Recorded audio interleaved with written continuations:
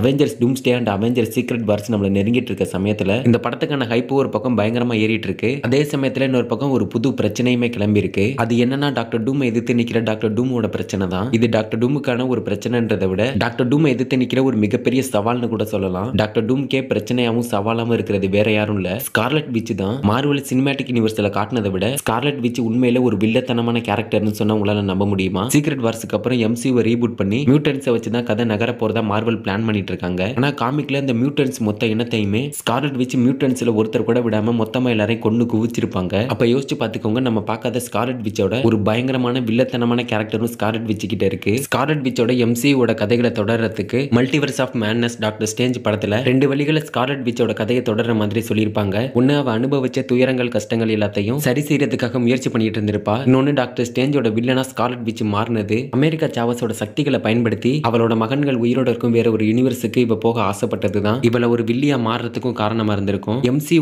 Theory படி வாண்டா ஃபியூச்சர்ல ஒரு வில்லனா மாறதுக்கான வாய்ப்புகளும் இருக்கு. வாண்டா விஷன், ஆகத்தா ஆளலாம் இவங்க எல்லாரும் மாயாஜாலங்களையும் மேஜிக்கையும் திறமையா கையாளுறவங்களா இருந்தாலும் இவங்க வரிசையில நம்ம பார்க்காத இன்னொருத்தனும் இருக்காரு. அவர் தான் நைட்மேர். MCU ஃபியூச்சர் பிளான்ஸ்ல நைட்மேர் வரதுக்கான வாய்ப்புகள் இருக்குன்னு ஆன்லைன்ல ஏகப்பட்ட ரூமர்ஸும் அடிபட்டு இருக்கு. சீக்ரெட் வார்ஸ் காமிக் புக்கை படிச்சிருந்தீங்கன்னா இவரை கண்டிப்பா உங்களுக்கு தெரிஞ்சிருக்கும். நீங்க என்ன சீக்ரெட் வார்ஸ் காமிக் புக்கை படிக்காம இருந்தீங்கன்னா அந்த காமிக் சீரிஸ் ஃபுல்லா எக்ஸ்பிளைன் பண்ணி நம்ம சேனல்ல வீடியோ ஆல்ரெடி அப்லோட் பண்ணிட்டோம், மறக்காம செக் பண்ணி பாருங்க. சீக்ரெட் வார்ஸ் காமிக்லயே நைட்மேரால அல்டிமேட் யூனிவர்ஸும் எர்த் 616 இவரால அழிஞ்சு போயிடும். இவர் நினைச்சாருன்னா ரியாலிட்டியாவே அடையாளம் தெரியாத மாதிரி கூட சிதைச்சிட முடியும். இவ்வளவு பவர்ஸ் இவர்கிட்ட இருந்து இவர் ஒரு சைல்டிஷான கேரக்டர் மாதிரி தான் பிஹேவ் பண்ணிட்டு இருப்பாரு. அதுக்கான ரீசன் என்னன்னு தெரியல. ஆனா சீக்ரெட் வார்ஸ் காமிக்ல எர்த் 616 அல்டிமேட் யூனிவர்ஸும் ஒன்னோட ஒன்னு மோதி அழிஞ்சிட்ட அப்புறம் டாக்டர் டூம் நைட்மேரை வச்சு தான் ஒரு புது யூனிவர்ஸை உருவாக்கி மீதி இருந்த மக்களை அவர் உருவாக்கின யூனிவர்ஸுக்குள்ள காப்பாத்தி கொண்டு வந்து அவங்க எல்லாருக்கும் கடவுளா டாக்டர் டூம் அந்த யூனிவர்ஸ்ல வாழ்ந்துட்டு இருப்பாரு. எர்த் 616 அல்டிமேட் யூனிவர்ஸும் ஒன்னோட ஒன்னு மோதி அழிஞ்சிட்டதும் அங்க இருந்து யதார்த்தமா ஒரு ஷிப்ல உயிரோட தப்பிச்ச ஃபேண்டாஸ்டிக் ஃபோர் டீமும் ஒரு சில சூப்பர் ஹீரோஸும் டாக்டர் டூம் இருக்கிற யூனிவர்ஸை கண்டுபிடிச்சு அங்க வந்துடுறாங்க. அங்க வந்ததும் டாக்டர் டூம் நைட்மேரை வச்சு தான் இந்த புது யூனிவர்ஸை உருவாக்குனாருன்றதையும் தெரிஞ்சுக்கிறாங்க.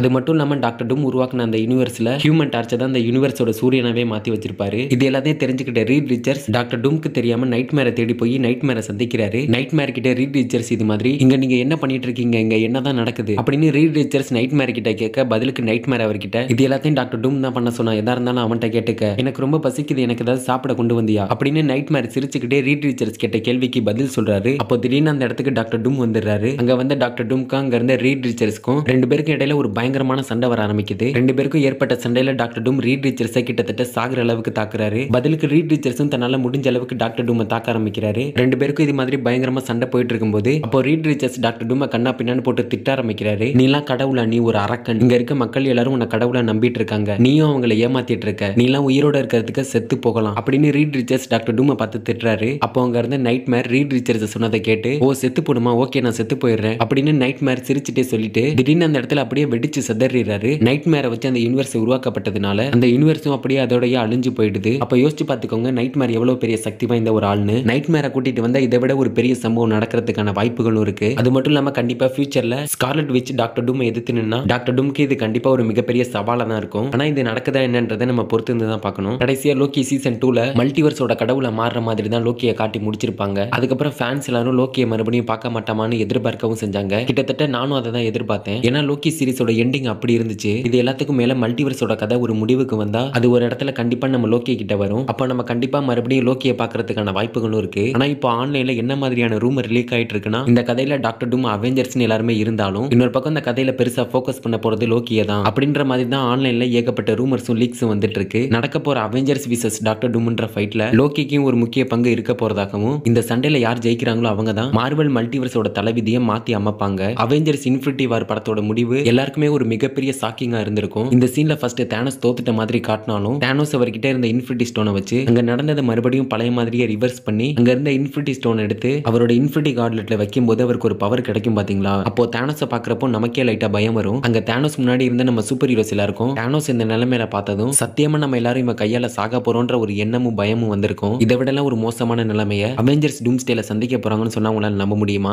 MCU ஒரு உச்சகட்டமா அவெஞ்சர்ஸ் டூம்ஸ்டேல MCU கிட்டத்தட்ட தலைகீழ புரட்டி போடுற மாதிரியான ஏதாவது நடந்துதான் அவெஞ்சர்ஸ் சீக்ரெட் வார்ஸுக்கு வழிவகுக்க போகுதுன்றது நமக்கு தெரியும். ஆனா வரப்போற படங்கள்ல லோக்கியோட பங்கு இருக்குமா என்னன்ற ஒரு கேள்விக்கு பெரோஸ்ன்ற காமிக் புக் ரைட்டர் என்ன சொல்றாருன்னா லோக்கி ஒரு மெக்கஃபினா இருப்பாரு. டாக்டர் டூம் எதிர்த்து நடக்கிற போர்ல இங்க யாரு முதல்ல லோக்கியை கண்டுபிடிக்கிறாங்களோ அதுதான் முதல் அத்தியாயமா இருக்கும் அப்படின்றத சொல்லியிருக்காரு. அதாவது இவர் சொன்ன மாதிரி ஒரு மெக்கஃபின் அப்படின்ற அப்படின்றது ஒரு கதையோட ஒரு முக்கிய பகுதின்னு கூட சொல்லலாம். இதை இன்னும் புரியுற மாதிரி சொல்லணும்னா, ஒரு கதையில ஒரு விஷயம் இல்லாம அதை அடுத்த கட்டத்துக்கு எடுத்துட்டு போகவும் முடியாது, அந்த கதையை ஒரு கட்டத்துக்கு மேல தொடரவும் முடியாது. அப்படி அந்த கதையில எது ஒன்று அவ்வளவு முக்கியமா இருக்கோ அதுதான் மெக்கஃபின். ஆனா இந்த கதையில லோக்கி தான் மெக்கஃபினா இருப்பாருன்றதையுமே சொல்லியிருக்காரு. அப்படி இல்லைன்னா லோக்கியால இல்லைன்னா லோக்கியை வச்சு எம்சியூல ஒரு மிகப்பெரிய சம்பவமே நடக்க போகுது. பார்க்க தானே போறோம், பாப்போம் என்ன பண்றாங்கன்னு. அதுக்கப்புறம் எம்சியூல ஒரு மிகப்பெரிய கேள்வியா இருக்குது, லோக்கி மட்டும் மல்டிவர்ஸுக்கு எதுக்காக ரொம்ப முக்கியன்றதே ஒரு கேள்விக்குறியா தான் இருக்கு. மார்வல் ஸ்டுடியோஸ் அபிஷியலா அனௌன்ஸ் பண்ணாத வரைக்கும் எதையுமே நம்மளால அவ்வளவு உறுதியா சொல்லிட முடியாது. இருந்தாலும் நம்ம லோக்கிக்கு மரணம்ன்றது ஒன்றும் புதுசு இல்ல. அவெஞ்சர்ஸ் எண்டிகேம்ல எப்படி டோனி ஸ்டார்க் ஒரு மிகப்பெரிய சாக்ரிஃபைஸ் பண்ணிருப்பாரோ அது மாதிரி லோக்கி மல்டிவர்ஸை காப்பாத்துறதுக்காக தன்னையும் சாக்ரிஃபைஸ் பண்றதுக்கு தயங்க மாட்டாரு. சொல்ல போனா கதை இப்படி கூட நகர்ந்து போகலாம், யாருக்கு தெரியும். டிஸ்னி பிளஸ்ல ரிலீஸ் ஆகி இதுவரைக்கும் அதிகப்படியான பேர்களை கவரப்பட்ட சீரிஸ்ல லோக்கி சீரிஸ்க்கும் ஒரு இடம் இருக்கு. லோக்கி சீரிஸோட ஃபர்ஸ்ட் சீசன்ல